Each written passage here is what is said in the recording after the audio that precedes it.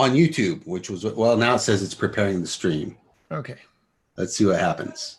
If this happens, I'm going to just jump onto my channel and say, hey, yeah, we had to go to YouTube instead. It looks like it's pulling up. Yep. I think we're up. Yeah. It's saying live here. Okay, now I have to mute this because it's in my head. All right. I believe we're live on YouTube. Excellent. And we're live here with Jim Mckenzie. And he started Everything for Dads, which is fantastic and goes right along with everything that we do here at 1000 Dad Jobs. So if you could take just a moment to introduce yourself, Jim, and I am going to send out a message to the Facebook channel, since that's where I sent all the emails to. Well, as luck would have it, the joy of tech. Well, hi, I'm Jim Mckenzie. I have been running everythingfordads.com since 2009. And that kind of grew out of financial calamity that my wife and I went through with the crash. Thank you, banks. Thank you, Treasury Department. And so we basically were left pretty much adrift without a business. And we thought, well, what are we going to do to really project who we are? You know, at the time we had 5 children and everything came tumbling down. And we just thought, well, we've got a lot of skill sets, but one thing is just so close to our core of our being was being parents. And we're always asked by people in the street, you know, they see us with the children, we're always cuddling, holding hands, having a good time, and we're relaxed. And they're saying, you don't look like people who've got 5 children. So at that time, we didn't know that actually when the last business collapsed and we lost a whole heap of property, we were pregnant with our 6th.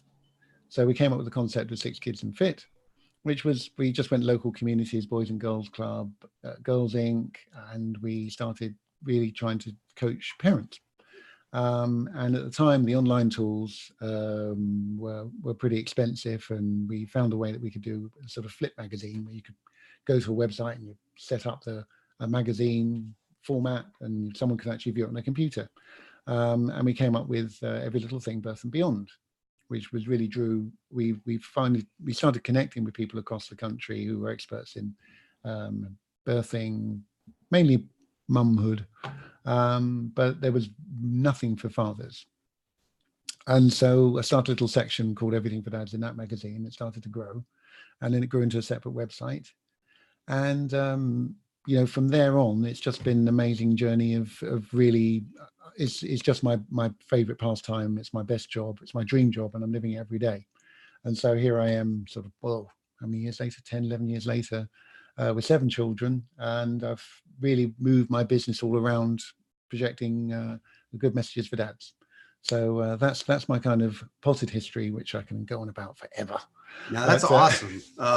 So that was about 12 years ago, you said? Yeah, roughly. Were you still in London at that time? No, it was a bit of a sort of journey from UK, because we were very, you know, I had a law practice there. House was paid for, had a nice car, 3 children, everything paid for.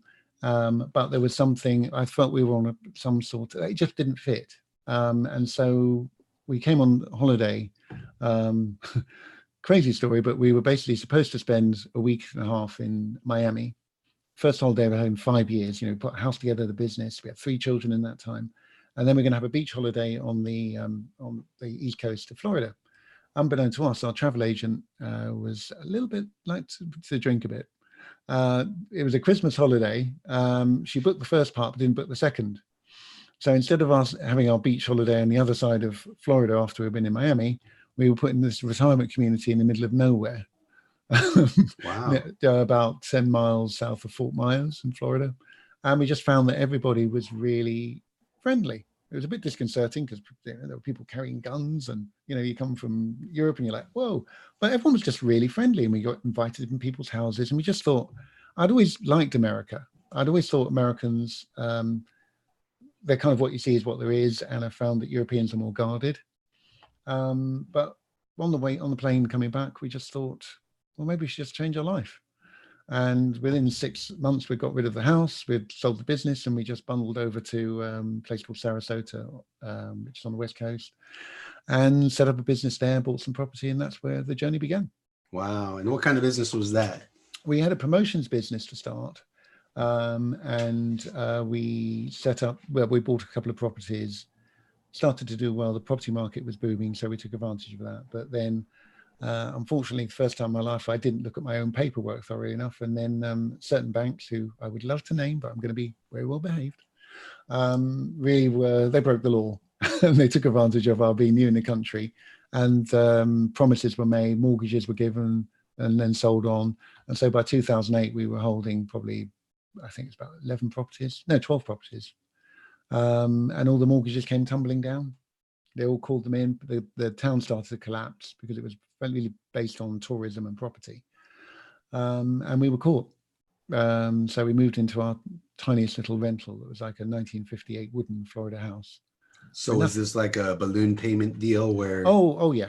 I mean, they were sold on, and then obviously the properties were rented, but renters were either moving or they couldn't afford the rents. So we had promises made to us to, okay, just as long as there's rents coming in, it will cover most of the mortgage. It's all cool.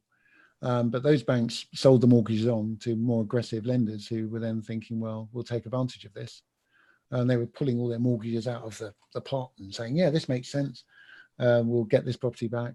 And so I spent probably 6 years in litigation with various banks, which I did myself, and I fought them off. Oh, yeah, because you had that history. Oh, yeah. I mean, an attorney. Yeah. So it was it was a lot worse than I'm describing, but the fact is, then that was my experience of the American justice system, where the last trial I had, I was in court with 112 lawyers, all supposedly all these mortgage foreclosures listed for sale, and they were listed for trial that day, including mine. And the judge was rubber stamping mortgage foreclosures, and I just stood up in front of everyone and I said, well, I understand that I'm entitled to a trial. And he hated my guts, that judge. I held my ground. 2.5 hours I stood on my feet. How dare you make him work? Yeah, cross-examining the bank. The other lawyers' cases were booted out for the day, and they negotiated with me. So we finally sorted it out that way. It was crazy. I mean, there were people in the court who, I was talking to a couple of lawyers, and they didn't even have mortgages with the banks who were taking the actions. Well, good for you. Yeah. Don't get me started. Strike one up for the little guy. Yeah. So at this time, were you still running the magazine? Well, the magazine kind of grew. Yeah. I mean, basically, once the properties were started to collapse, we thought, what's this internet thing? And I had a MySpace website. How cool is that? Oh, right. And that's set in the Wayback Machine. Yeah, and I couldn't. Actually, it's back again. I think people are on there. Retro it's is all cool. Music now or something. Retro is cool. Like MTV used to be, all music, but now what is it? Kids getting drunk. Oh, great. Kind of learnt the workings of the internet and built a magazine out of it. And Every Little Thing, Birth and Beyond, as I say, morphed into Everything for Dads, which, and I think to now the whole ethic behind it was really not, because a lot of dad stuff is, it used to be, look, I can change a diaper, aren't I funny, and how many hits can I get, or how funny am I, I'm an idiot, the dad joke stuff. And I'm not against that, we're entitled to have fun with our kids, but we're parents. And my wife she's a vehement advocate for that. She says, there's so many fathers who really want to learn and do a good job, and mothers just feel it's their space. And it's not an adversarial thing, we're in it together, but the number of dads who get frustrated, they almost become absent in their own home.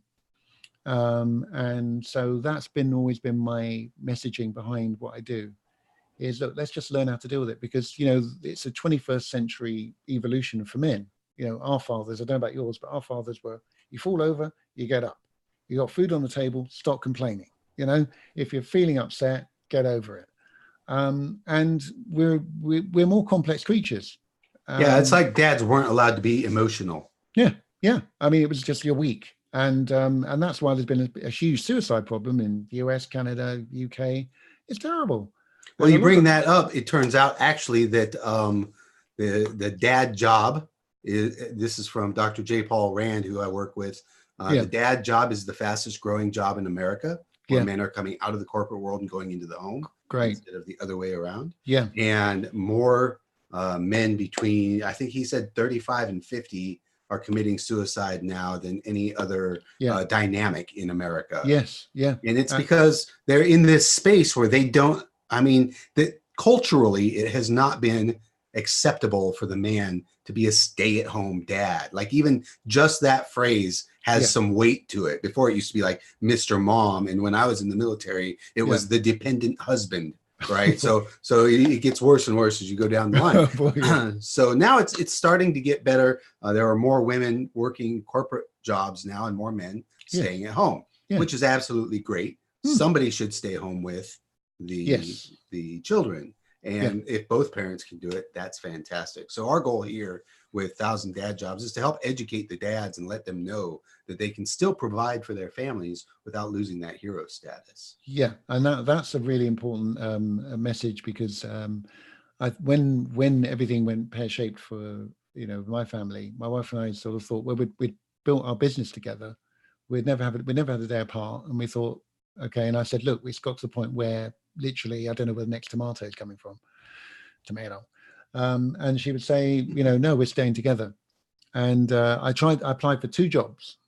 Okay. One turned out to be packing meat, and I'm a vegetarian. Oh, wow.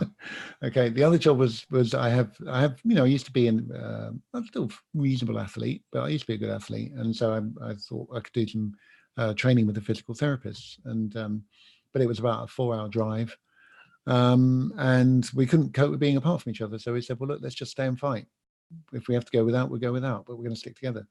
And, I can never be grateful enough for that encouragement she gave me, because I've never had a day away from my kids. And we found a way to stay together with them and see them grow. And, I feel like I'm overprivileged sometimes, because, I was saying to my daughter, my 11-year-old, she's a fantastic artist, but she'll spend hours drawing. And I'm in the house and I'm saying, hi, Serafina, how are you? And she'll say, well, I'm fine. And we'll give her a cuddle. And then some days I think, God, I've hardly seen her, and I've been in the same space, but then I feel that's my reality. I've earned that. It's more important to me than anything in the world. And I want dads, some dads are more career orientated and they need their space. I don't. I can't get enough. Mm-hmm. But that's me. I'm not down on anybody any father who says, well, I can only be a father part of the time. But you still got to do the best job you can, and you still got to be present. And it's significant, just seeing the reactions to Kobe Bryant's death. Right. That he had reinvented himself and he was undergoing that growth, and people who don't know him are just like, well, he was with his daughter going to a basketball game. You've got to seize that moment, man, and that's what I've been projecting, that message, and what you've been saying about men not knowing their role in life or feeling demasculated because they're carers. We're not more than carers, we're parents. And, to be able to, there is a way, as you've been saying now, with the internet, to make money, your own money from home, be there so you can actually, enjoy those moments, because you never know when they're going to be taken away. And I think that it's what you're saying about, when you're home all the time, I think a lot of men might even be concerned that they would feel crowded or cramped being home all the time. But like I work from home and I am in this space, and this is my space. Like, my family doesn't intrude on my space unless we've got something going on in here together, and they know I'm busy, I'm at work, but they also know that if they ever need me, I'm just upstairs in my office. Exactly. I'm always available. So my wife is at home also. So that makes it very, very convenient for us to be a team together, to be able to work those things out. Yeah. And the communication of what, people are, they're different, but the purpose is to communicate with your partner how you want to parent and to feel comfortable with that. And that dialogue is I think a lot of men have not come forward with that, for fear of feeling, either disrespected by the wife, or feeling less of a man, or just like, well, what are you, some kind of freak, that you actually get a buzz from just, walking around with your kids and looking after them and caring for them. And, it's whatever fits. And one thing that I've been working on, and is a stress course, which has been focused on dads, of identifying those pressures, and then okay, what is the source of your stress? It may be you want more time with your children. It may be work. It may be money, but it's finding your true purpose. And that is something that I believe is the toughest thing for men in 2020. And you probably see it. You go on the social media groups and you see dads who are just tearing their hair out, wondering, well, why? What am I supposed to be? Well, especially when you see all of the social media floating around where, the successful man is the guy leaning against the Lamborghini, and you don't know if it's his or not. You just see the picture and you instantly think, hey, that's what success is. And I haven't achieved that yet. And when you start comparing yourself to what everybody else is doing, then you're slipping further away from what you should be doing. And you need to center yourself. For me, it happened when I reunited with Jesus and found my calling and started driving in that direction. And I'm not sure that I've still 100%, found my calling yet. I'm still working on it, but I am definitely doing what I enjoy and creating my own space rather than letting the outside influences create me. Yeah. And it is a tough one. I'm not saying it's easy. I mean, I've had, the source of my stress, which I only really identified 2 years ago, was from being successful to zero. And then around in 2009, I had sort of mild post-traumatic stress from, my home just being foreclosed, bundling my kids into this sort of drafty, leaking house, and just not knowing what to do. There was not being a citizen, there was no path to getting help. And I shut down my emotions. I mean, I'm a pretty fearless type of guy. I'll go into a room, I'll meet new people, I'll try something new. If I fall flat on my backside, I fall flat on my backside. And I think, okay, well, I learned, what did I learn from that? I enjoy life in that sense. But it was an emotion I had no idea, I didn't recognize it. And it was pure fear. And I was also angry at my own father for certain things he did. And it all surfaced. And I didn't realize for probably 3-4 years that I'm quite a happy person, easy, I'm driven, but I'm happy-go-lucky. And it was affecting how I was communicating with my kids and my wife. And it's one of the things that I thought, well, yeah, I know how to identify what's wrong now. And that's how I kind of morphed back into the space of really wanting to coach and focus on this stress thing.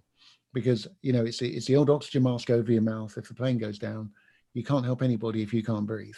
And it's exactly the same principle of coping with your stress. Identify first, then, okay, let's see what we need to apply, and then deploying methods to deal with it on a daily basis.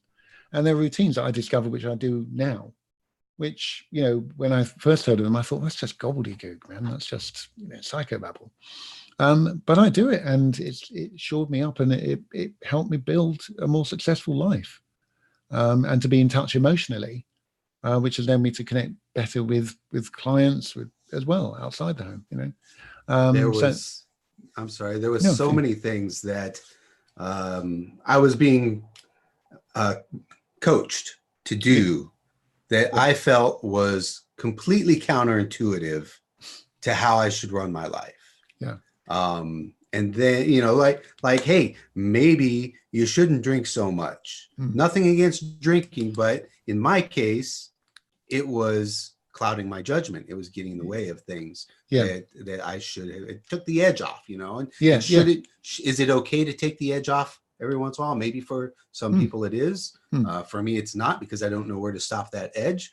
But I am so much more driven now that I haven't taken the edge away, and I work with the edge, and I appreciate the edge, and I know, what I'm dealing with. So these things that were counterintuitive to me that I was being coached to do, I was like, that's never going to work. Just try it. Okay, I'll try it. And it works. And I'm like, and now I do these things every day of my life. And I tell other people about them, and they're like, oh, that's nuts. That's not going to work. I'm like, no, I get it.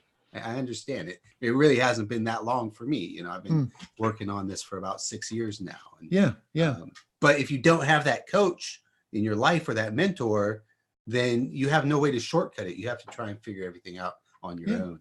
Yeah, it's crazy because people will spend their time and their money thinking, okay, I want to have the best golf swing in the world, or I want to have a manly chest, and I want 6-pack abs, but they completely neglect, and men are the worst at this, is they will neglect that mental and spiritual side, and very, very often it's almost too painful, and so it gets focused into going to the gym every day. This guy I know who, I mean, I went through it myself before I met my wife. I mean, I had to work out every single day. Also, I couldn't sleep, and it got to the point where it was almost addiction, because I would work out in the morning, you worked hard, but then even if I went out in the evening, I'd have to go to the late gym and work out again, and then I still couldn't sleep, and then it was just really unhealthy cycle, and I realized it was just literally my body was started to sort of eat itself, spiritually. And I then, on a whim, I just stopped working and I went off to Nepal on a trek. I went halfway up Mount Everest just on a whim. I thought, that's it. I said to people, you run the practice, I'm out of here for 6 weeks. What a fantastic opportunity, though. Yeah, I just thought, that's it. I've got to do something, because I'm the kind of energy type of reader.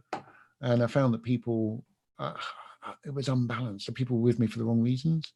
And it was like, I met people who just literally their existence was halfway up a mountain. And I thought, wow, this is amazing. And I made friendships. I came back with a whole new attitude. Like, okay, my next trip is going to be South America. I came back at Christmas. And one of the Sherpas who were with me said, you'll find what you're looking for. You just want to be happy. And I met Louise about 4 months later. And it was like first sight, pow, Wow, that's awesome. Yeah. And how long were you guys married before you made the trip across the pond? We entered parenthood, not to give the details away, but I will. Precisely 9 months and 1 day after we got married was my son. We said, we just thought, well, we'll see what happens, and it happened, and we thought we're good at this, we like this, so let's just do it. And then we were married for 5 years before we decided to just change our life again. And she's got that spirit of adventure as well, and it's been a great encouragement to me, because I always wanted to be. I realized, looking back, I became a child and family lawyer as well. That was part of my psyche, that I wanted to help, and I'm very paternal by nature. So having this opportunity is, man, I wouldn't change a thing. Oh, no way, never. And it was what I was meant to do. And it happens for different people in different ways at different times. Like you were saying, you found the thing that really, that you didn't need to take the edge off. You could just be you. And that's what, I know you speak to people all the time. I speak to people all the time, and men, especially fathers, just don't think that has any worth to them. And it's, in fact, it's the beginning. Everything's about career and status and money, like you're saying, and it's not, money is a nice thing. I'm not going to say it's not, but I've lived without it. I've lived with lots of it. And my journey to becoming what I feel is a better version of myself has been when I had no money, because I had to really reassess and think, well, okay, if everything's stripped away, what did it really come down to? So the focus is there. Yeah. And it did cast a big focus on well, all those things. We got rid of anything of value to survive. And then discover the most valuable jewel of all, which is the one that's inside here. And it's something we do with the children every day, which, we get our business pressures like anyone else, and money pressures like anyone else. And, my children, 4 of them are now over 15. They've kind of got a greater grasp of money and business, and they've grown up with it. But I look back and think, well, yeah, if I had dealt with my emotional issues earlier, like the one I had with my father, who did something very bad to me, and betrayed me, and I was angry at him for years, and I realized it colored my son's judgment of his ancestors. I wish I could go back and apply the filter, But in a sense, we were all by ourselves for quite a few years, you know, when the children were sort of, you know, my son's now 23, he was like 6, 7 at the time. And all he knew is that, you know, those people are bad. And I'm not the most forgiving person in the world. But I kind of put things in their place in the shelf. If someone does something bad to me, I think, well, you know, it's not because of what I projected. It's because there's an issue they have. Maybe with me, maybe in their own life, which is why they've done this. I mustn't let it color my judgment of the future. And I wish I'd had that message, been able to convey that to my son 10, 15 years ago, about my extended family, my own father. So yeah, I've gone off at a slight tangent there, but you know, the whole really crux of what I'm saying to any dad is that what you do actually has more impact than a mother. You know, there are emotional studies. I've been doing this with stress, and stress conveys even to babies in the womb. And it's just something that you need to get in front of on a daily basis, because it is getting worse. It's getting better, coming across. And, you know, there are systems, legal systems that alienate fathers. There are social barriers as well. I mean, you know, fathers, you still feel if they're walking along with 2 children, it's like, well, aren't you doing a good job? You know, they got kids, you're their parent. And people think, oh, it's daddy day off, is it? Oh, right. But we mustn't get, it's so, you know, it's so important not to think that you're being, I mean, you are being basically patronized, but you must think that it's a badge of honor for you that you've had that impact on that person. And what you've projected is a positive message of fatherhood, and as a man, being strong and being able to care for a crying child, you know, a diaper, brushing a kid's hair, you know, the kid's emotional issues, you know, that is their issue, not yours. So that's been my biggest tip to any dad who's walking along and just being patronized. Right. One of my favorites is when I go somewhere with my son and somebody says, oh, you've got babysitting duties today. Oh. And I say, no, this is my son. I'm not babysitting. I'm spending the day with my son. Like, why would that be frowned upon? Yeah, it's the strangest thing. And, you know, I believe it's shifting. And what's encouraged me over the journey through doing everything for dads is that that was very much the focus of dad's discussions when I first started this. And probably in the last, you know, maybe 4 years, perhaps, I did an event in 2015, the Daddy and Family Expo, which became huge, became a national live event, and we had support from the WWE. They featured it on Raw, and we're going to be doing a Mega Dads Awards as well, which one of their wrestlers won.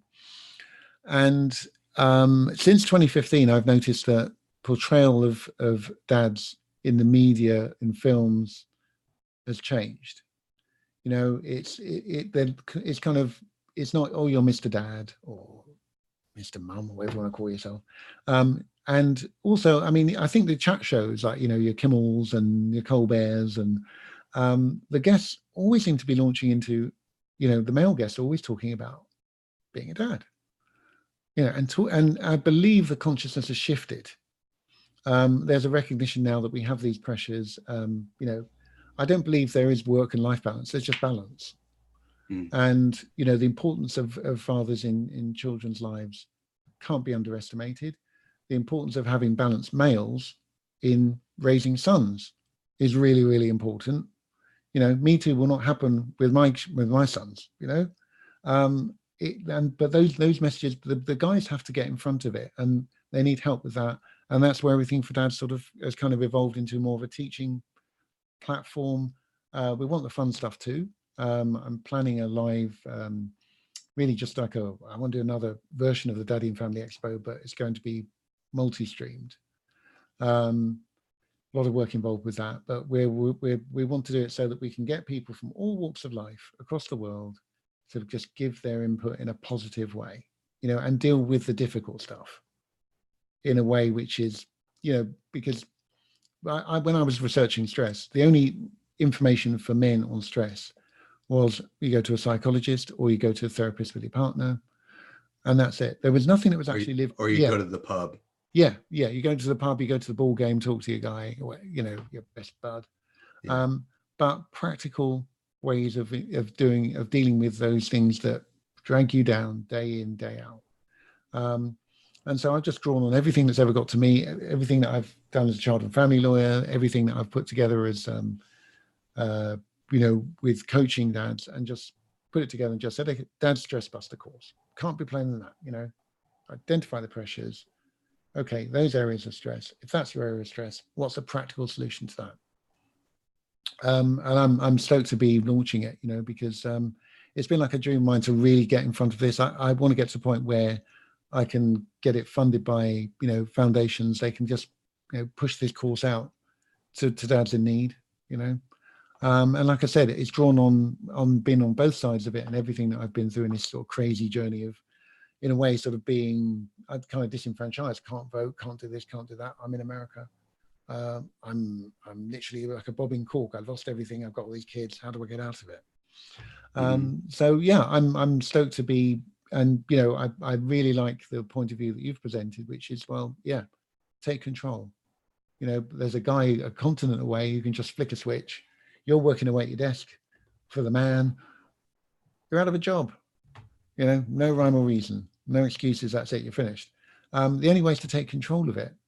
You know, I encourage people to pursue their passion, and but think about where the money will come from, because I've trod that path. I pursued passion, didn't make enough money from it.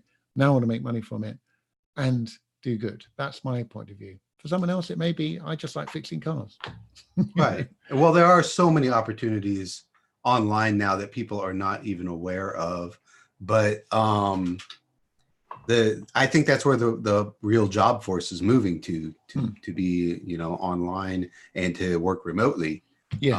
There's just, you know, like I'm a photographer, so I do go out and work on site. Like I did a job in Philadelphia the other day, which was pretty fantastic. Cool. But at the same time, to just be able to go out and meet people and network and build a society or a culture around what you enjoy doing is so much easier now because of being able to get online. And I think that a lot of people are still thinking, well, you know, you have to work hard and play hard, or you have to, like, all of these things that we were told, you know, that when we were growing up, like there's no such thing as a free lunch or anything like that. And there's some truth to that. I mean, you still have to work when you're working online too. You have to, you know, build those relationships. And that's what's really important about the online world, is that you have to learn how to know, like, and trust people like this, like we're here now, and we're, you know, meeting and talking and growing a friendship and building that relationship where, you know, we've only chatted back and forth by text before. Sure. But to be able to do that and meet somebody and then bring them into your circle and know that they fit that mold of the society that you're building, it's so much more powerful than going into the bank and sitting behind the desk and handing out checks all day, or whatever somebody in a bank does, you know? Yeah. And there's a certain comfort. I think people do find comfort in that type of environment. But it's a false narrative, and it's a very, very, you know, the security is smoke and mirrors these days, you know. And what I try and encourage people to do is, well, look, you know, even if it's a hobby, because a lot of people think, well, I haven't got the expertise, I haven't got the ology after my name, I haven't got letters after my name. But the fact is that I've known and met personally people who have made millions of dollars simply through just having an interest. You know, a lady I know who she just deals with smoothies.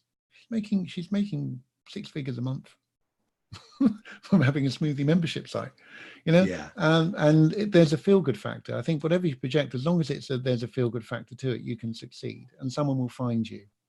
But it's the journey that can be, it's persistence, because, you know, a majority of people who take over franchises, for example, they tend to fail. Now, let's think it's about 90% of people who buy franchises and brick and mortar businesses fail. I was reading the other day about Chick-fil-A, not my favorite company, but their franchises are really, really successful. On average, about 4.7 million per month turnover, which is twice the average of a McDonald's. They only have 10,000. They ask franchisees for $10,000. Okay, how does it work? They do the build out. They do the staff. They put everything together. They can spend $1.5 million, $2 million on a unit. They take 15% of the turnover and 50% of the profits, and it's easier to actually get accepted at Stanford than it is to get a Chick-fil-A franchise. Oh wow! Yeah, they get 80,000 applications a year, and they accept 60 people a year, and they've got this business model that works. And you can replicate that online. If you think of every connection you have as one of your soldiers, and you're taking a share of the profits and doing affiliates, and I'm looking to do that with my course. I've done the figure work on it, and I thought, okay, I'm happy to split what I do, because A, I know it's a good product. B, I know that people will be helped by it, and C, we all make money. It's just a smart play, and the beauty of it is it gives you independence. Well, I think that one of the things that you bring up there too, that so many people are afraid of getting into the online world, is having a product. And most people don't realize that they have access to product already. Yes. Like everything that you use, everything that you bought from Amazon, everything that is brought into your home or goes out of your home is a product. Yeah. And if there's any of that you are, enamored with or find any interest in, and even if it's like your football game, I know guys that make money off of the what do you call the fake football teams? Oh yeah, the fantasy football. Yeah, fantasy football, right? So there's so many things that you can put together. I mean, there's just it's the amount of abundance that we have available to us right now. True. That's the word. Yeah, it's there, and I just hope that the message that you and I are talking about is, I believe younger people are already doing this. The YouTube people, the kid who does the model things, he's making $26 million a year just from YouTube. There's this crazy.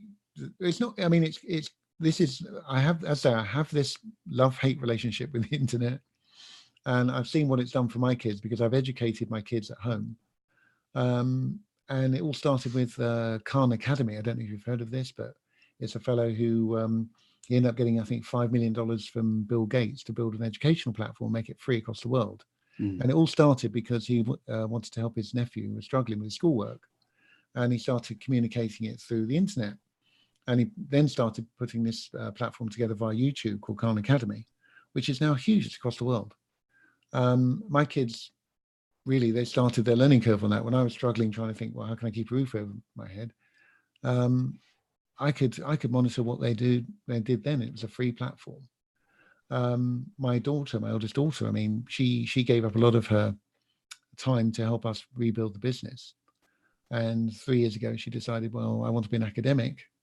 I thought, okay, I felt really guilty because, and she just aced her whole academic career in about a year and a half with straight A's.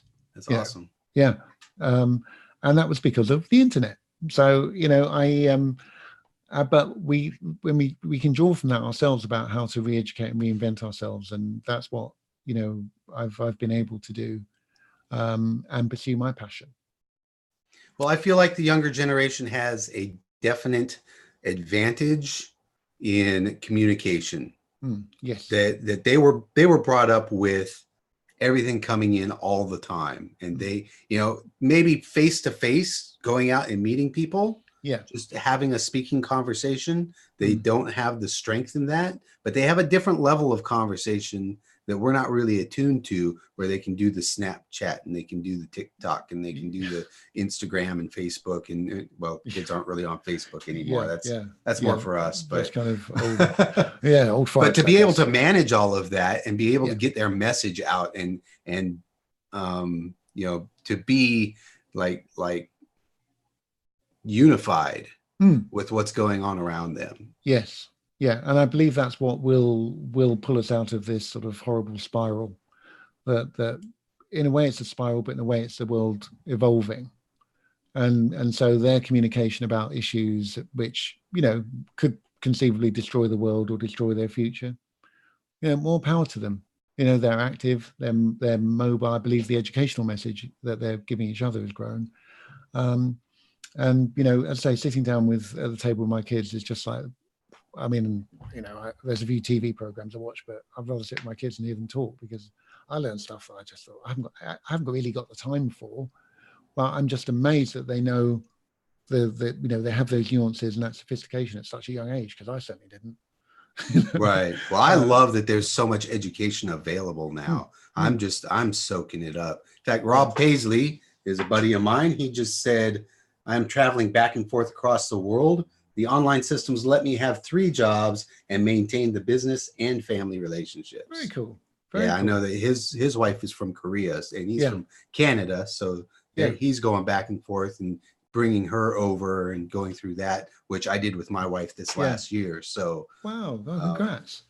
So I understand where he's coming from with being able. That's why I started working online. Really, I was living in South Korea, and I was on a military contract to do photography for the military hospital that was being built over there. And they told me, even though I was there as a photographer, I couldn't earn money as a photographer in the country. So I had to build a shell corporation out of Seattle and do everything online. So that I wasn't earning money in Korea. In Korea, So I had to buy a fake address for my company, and I had to get the business license, and I had to get the insurance, and I did it all from South Korea in Seattle. So that was, it was a good learning experience for me. And then when I got back to the States, and now I've been here for just over a year. My wife's been here for about 6 months now. Great. And the kids. So we did spend a year alone doing. I was traveling back and forth. It is. Brutal. But she's so amazing that I'm so happy for you. She held it together. So I can't imagine. It's heartbreaking, But like I said, I realize that I never really thought, because I have quite a dark sense of humor on certain things, but I always believe that there's a way forward, and I feel really optimistic about my personal journey. But I think there's enough of a network of men who get it, because at the end of the day, men are still largely in control of things. It's changing, but it's not happening quickly enough. And so I feel that the sooner we can get this message across, this emotional journey of guys to literally just fess up and say, well, I might like having too many drinks and having a fight, but I'd much rather just sort of hang out with my kids and be nice to my wife, and and not be seen as weak, but whatever floats your boat, but just make it positive. And so this is where in my journey, I kind of have put together programs for people to, generate leads for their business and that type of thing.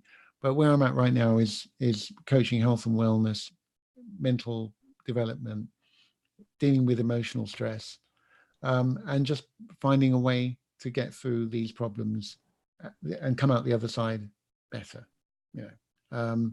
I repeat this to myself so many times. I mean, even routines like, I meditate. I just find it so difficult because I thought, I've got to chant, or I've got to hum.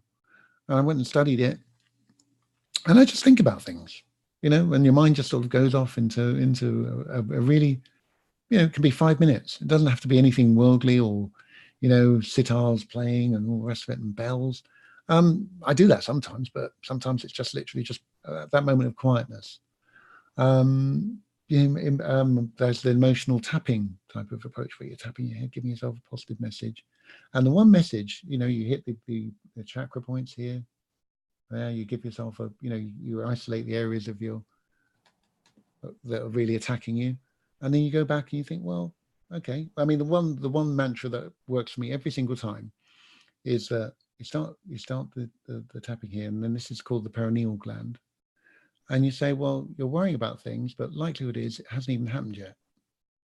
And that's seen me through so many times when I've just like, oh my God.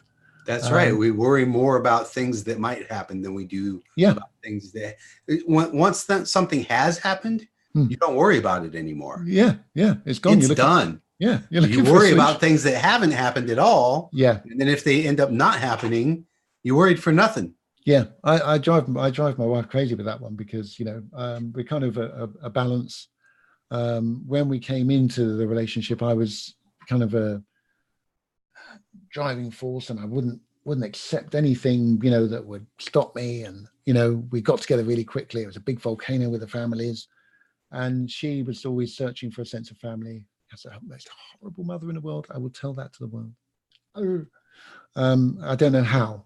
She gave birth to this most beautiful creature you could ever imagine. Oh my God, I lucked out. And I thank my lucky stars every day. And I tell her that every day. But she was always looking open-hearted and looking for a sense of family. And I said, my way was always to protect her. And I said, well, you have to actually work it out for yourself and toughen up with who you're letting in, because people will exploit you. In a way, then I kind of neglected my own emotional thing, because my family, certain elements in it reacted really badly to me just sort of thinking, well, I'm happy now. I was always a provider. If there's a problem, I'm there. And they kind of really stabbed me in the back. So I said, well, no, this is my wife. It's my new life. I'm moving on. I found out subsequently that it came from a position of hurt, almost feeling rejected, why they did the things they did. And I never got to reconcile that with my father. But I learned through other sources that he regretted every day, but just couldn't let his hubris come out and say, well, I really didn't mean to do that. And I would have picked up the phone. I'd resolved it in my own mind. I just thought, well, that's his thing. He's hurt about something. Maybe one day he'll tell me. This is something that, I say, I've gone through that in the last couple of years. I know I'm in a really good place to make a real dent in this problem. And I want to hit it hard. I want to hit the ground running, and I want to reach as many fathers as possible and work with them on this, because it works. It's not psychobabble. It's real world stuff that really it's gut wrenching, and you can pull it out, stare it in the face and think, okay, I know what I need to do. It's part of me. Like you said, that edge is part of you. It's how you view it.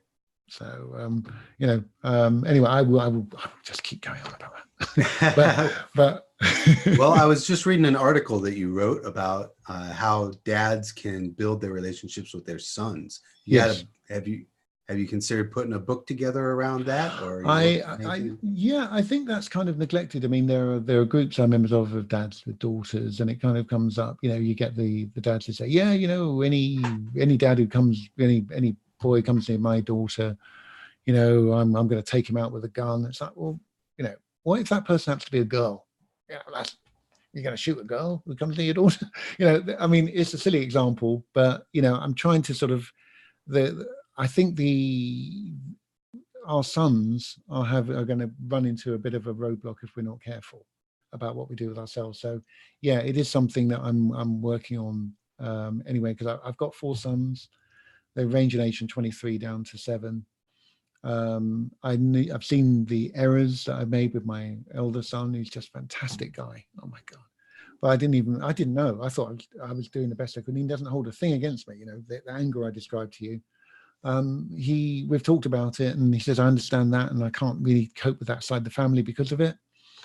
But he's opened up emotionally. It's like amazing. I mean, he's 6'8", massive guy, and we hug and we hold hands, and I kiss him on the cheek goodnight, and he's just going to be the most phenomenal man, and the most phenomenal father. And he's taken a lot of responsibility for teaching the younger kids with the various online tools. He'll spend a lot of time on their education. So yeah, I think it's still neglected. That side of things. I believe that the dynamic of dads generally, but it concerns me that our sons are getting the right messages, and right. As well as I that boys who grow up without fathers are heading into all sorts of problems. Right. And that doesn't mean even necessarily an absentee father. It means a father who's there but not present. Which might be worse. Yeah. I mean, it scared me, the fact that I'd actually caused my son to carry such anger over something I was angry about. And so, in the scheme of things, it's a scratch. But for me, it's like, I didn't get it right. So yeah, it's definitely something I want to do. And this is part of this whole webinar seminar. I'm trying to find the most people who've just, I mean, I can't even imagine your experience of being absent, because the warmth you have radiates. That I can see you've been through that journey. You've come out the other side and thought, I got this. So those stories are what going to are going to encourage other fathers to think, yeah, I can do this. Yeah. Well, I mean, I still have difficulties. Everybody has difficulties. So it doesn't all get solved overnight, or if it gets solved at all, it's the challenges that make us stronger, though. Yeah. And being able to go out and face them rather than hide from them was the thing for me that made the biggest difference. Yeah. And if it's not one thing, there's going to be something else coming our way. I mean, it's a dynamic process, life, and certainly being a parent is. And you never have all the answers. I don't have all the answers. I have, like I said, I never saw this anger issue impacting my oldest son the way it did. And there'll be other issues. You just dark, you weave, you catch the ball, you think, okay, right, okay, what do I do with it? So yeah, I mean, it's being able to just move with your own feelings about a given situation. That's the core of what I do. Hindsight being 20/20. Ain't it just? Well, Jim, this is fantastic, and I know that we're going to do this again because we have so much left to talk about. Sure. Where can everybody find your information? Okay, well, right now, if you go to everythingfordads.com, you'll see a list of, you'll find there's a great big long, it's almost like a book about what I've been doing. I have courses which are being launched online. The one I'm really, really most passionate about right now is my Dad's Stress Buster course, which is going to be online, and I'm going to be coming up with routines within groups to take you through. They're very easy routines. I'm not doing a serious pitch here, but I hope if you've listened to this podcast video that you'll see that I've shared my journey and learned these things. So I'm very, very confident that they work. And they're contact me, ask me questions. I'm here for stress. I'm here for anyone who wants to ask me questions. I just love connecting with people. So everythingfordads.com, you can reach out. All the contact details are there very extensively. Social media, however you want to do it, let's have a chat. That's awesome. And we are at 1000dadjobs.com or Facebook, YouTube. Everything is 1000 Dad Jobs, and we're here to help you. Our goal is to teach 1000 men how they can help provide for their families while working from home, and we're moving towards that. It is a movement, and there's a lot of people who are jumping on board. I really thank Jim Mckenzie for jumping on with us this evening. My pleasure. And yeah, it was awesome. And we're going to do it again soon. So you guys stay tuned and see what's coming up next. And God bless you. We'll talk to you in the next, I should talk about my next live interview is tomorrow night with Andrew Johnston. So that will be tomorrow. If you guys want to jump on again, is it going to be on Facebook or YouTube? Either way, it's going to go on the podcast at 1000 Dad Jobs, and they'll all be recorded. So they'll get shared either way. We'll talk to you guys later. God bless you.